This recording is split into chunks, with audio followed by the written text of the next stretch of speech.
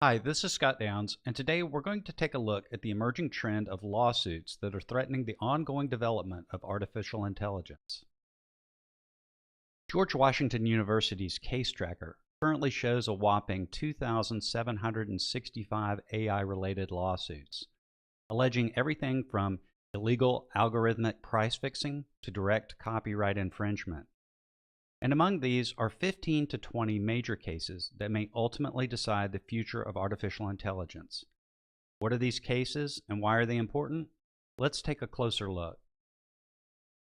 Here are three key cases. The first is Thomson Reuters v. Ross. Thomson Reuters sued Ross Intelligence in May of 2020, alleging that the AI legal research company unlawfully copied content from Thomson Reuters' legal research platform Westlaw for the purpose of training its AI-based platform. This case boils down to the question of whether or not Westlaw's headnotes are copyrightable and whether Ross's use of those headnotes constitutes fair use, something the court is leaving up to a jury. I reference this case here not because it's the strongest case, but because it will be the first to go to trial in August of this year. It's expected that this initial trial will set the tone for AI litigation moving forward and could impact the other pending cases. Next is New York Times v. Microsoft. This is a case that's been widely publicized and you've surely heard about. In this case, the New York Times alleges that millions of its copyrighted works were used to create the large language models of Microsoft's Copilot and OpenAI's ChatGPT, and that these AI tools generate verbatim New York Times content, closely summarize it, mimic its expressive style, and falsely attribute outputs to the New York Times. Most of the articles that I've reviewed agree that this is one of the strongest cases against Microsoft and OpenAI.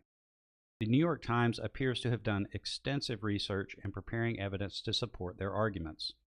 Despite the black box nature of AI, the New York Times has provided clear-cut examples of AI providing almost verbatim copyrighted content in addition to specific AI hallucinations that are shown to be attributed to the New York Times. Lastly, I want to highlight Doe v. GitHub Inc. Here, anonymous plaintiffs filed a punitive class action lawsuit alleging that GitHub, Microsoft, and OpenAI used plaintiffs' copyrighted materials to create Codex and Copilot.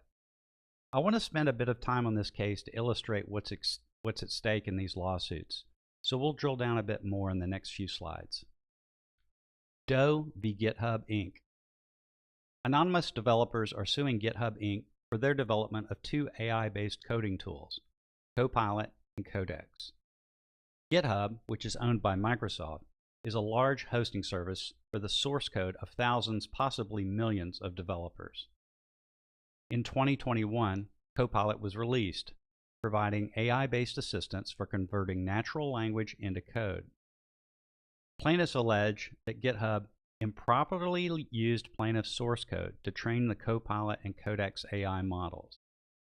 And most notably here, these developers accuse GitHub of removing or altering their copyright management information, or CMI. Let's take a look at this last complaint in a bit more detail. Copyright management information, or CMI, has certain protections under the Digital Millennium Copyright Act. The DMCA provides that one cannot, without authority, 1. Intentionally remove or alter any CMI, 2. Distribute CMI knowing that the CMI has been removed or altered, or 3. Distribute copies of works knowing that CMI has been removed or altered, while knowing or having reasonable grounds to know that it will induce, enable, facilitate, or conceal infringement. So why is CMI important? Here's the plaintiff's complaint explaining the CMI statutory damages. Plaintiffs estimate that statutory damages for defendants' direct violations of the CMI rules alone will exceed $9 billion. They go on to explain the calculation. That figure represents the minimum statutory damages, $2,500, incurred 3 times for each of the 1.2 million Copilot users Microsoft reported in June of 2022. Each time Copilot provides an unlawful output, it violates the CMI rules 3 times, distributing the licensed materials without 1. Attribution, 2. Copyright notice, and 3. License terms. So if each user receives just one output that violates CMI rules throughout their time using Copilot, then GitHub and OpenAI have violated the CMI rules 3,600,000 times. At minimum statutory damages of $2,500 per violation, that translates to $9 billion. And just to be clear, $2,500 per infringement is the minimum damage under this statute. The maximum is $25,000 per infringement. In addition to the CMI damages that plaintiffs are seeking in each of the major cases, there are several other types of remedies that are also being requested. These include direct copyright damages that can be awarded for works that have a registered copyright. Companies like the New York Times, Concord Music, and Getty Images who register copyrights may be eligible for this type of damage. Damages for this type of infringement can range from $750 per infringed work all the way up to $150,000 per infringed work. In 4 of the major cases, plaintiffs are asking the courts to order the destruction of the AI models that were trained on the infringing works. And lastly, in the case against Alphabet, plaintiffs are seeking supervision of the company in 3 areas.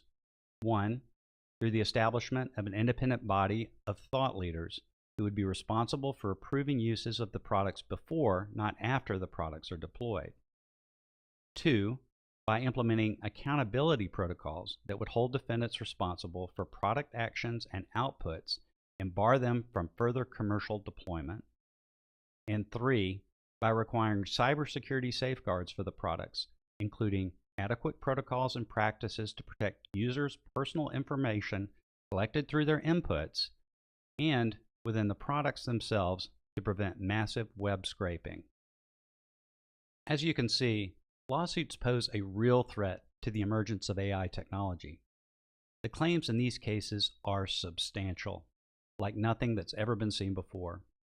And because of the scale of information required to train AI models, any successful infringement judgment could effectively bankrupt the largest technology company.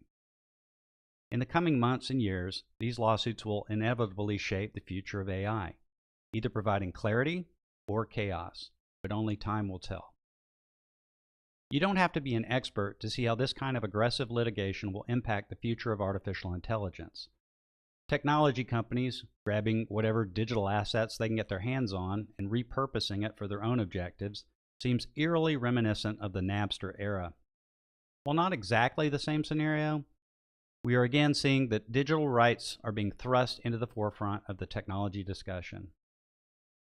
Napster came into being because people were basically fed up with having to deal with the cost and complexity of buying, storing, ripping, and maintaining CDs, not to mention the cost of players for homes, automobiles, and personal devices.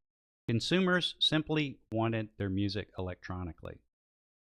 AI has a huge potential, and there's intense consumer demand for it. But AI needs data, lots of digital data, to train the large language models. And like the Napster scenario, much of the digital data on the internet today is protected by law. Like Napster, which ultimately resulted in a market shift, bringing everyone to the table to find ways to deliver music electronically, you can see a similar scenario playing out for the digital assets needed to train AI. The solution will need to involve the communities who own the digital assets working together with the technology providers and possibly even new legislation. Moving forward, I'd expect to see a lot of these cases settle, simply because the stakes are so high. But as other cases make their way to court, and knowing how unpredictable juries can be, we are certain to see some surprising verdicts in the short term, which will ultimately, through the appeals process, take years to fully resolve. I hope you've enjoyed this video. Please leave any comments or questions in the space provided below.